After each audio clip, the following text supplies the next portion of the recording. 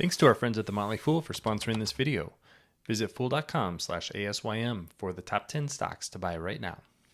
One of the interesting takeaways from Spotify's earnings call was the way that the company is thinking about artificial intelligence. This is one of the interesting places where artificial intelligence is actually going to be implemented to maybe improve a business significantly. So I want to get into exactly what CEO Daniel Ek said and how we should think about that business going forward. My name is Travis Hoyam. Thanks for watching Asymmetric Investing. Please subscribe here on YouTube for all my content and check out my newsletter, Asymmetric Investing, in the show notes. I think you'll enjoy that one. I got a lot of information there on Spotify. But there was a analyst question about how Spotify is thinking about artificial intelligence. Now, Spotify has introduced AI into things like the AI DJ. That's a real customer-facing product, something you can really see. But what Daniel Ek said was that really artificial intelligence for Spotify is going to be about making the business more efficient. And the example that he used was in advertising. Now, this is something that actually Bill Simmons, of all people, has talked about. But what he said is that it's very costly for advertisers to create content, especially in audio form.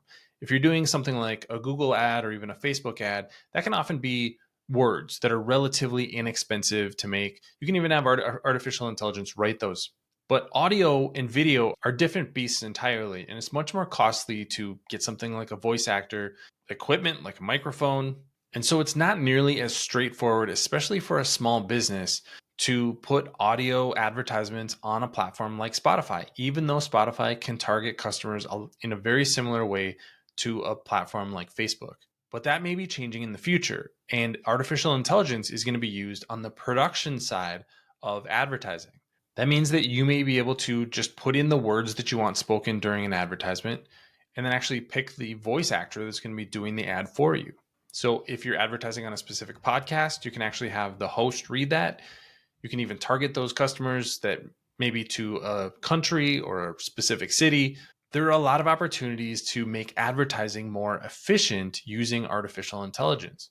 What does this do for Spotify? Well, it increases the potential advertisements that it can have on its platform.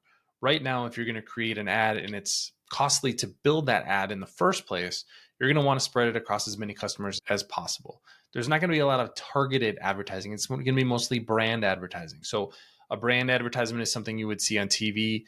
It's going to be something that's just going to raise awareness about a brand. Targeted advertising is going to be more something that you see on YouTube or Google or Facebook. It's going to take some information about you, what you're searching for, and then it's going to target an ad towards you.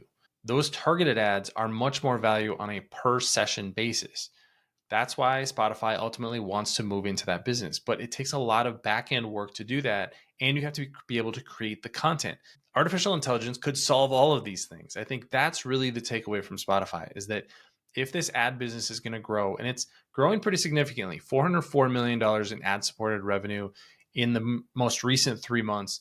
That was up 12% from a year ago. So growing very nicely. But we'd actually like to see that grow even faster. And I think one of the ways that Spotify will do that is using artificial intelligence. So I think a very interesting use case, a way that Spotify can add value to shareholders and to its business, and ultimately to creators too. So that was one of my big takeaways from earnings. But what did you think? Leave your comments in the comment section below. Don't forget to subscribe to Asymmetric Investing. Thanks for watching, everybody. See you here next time.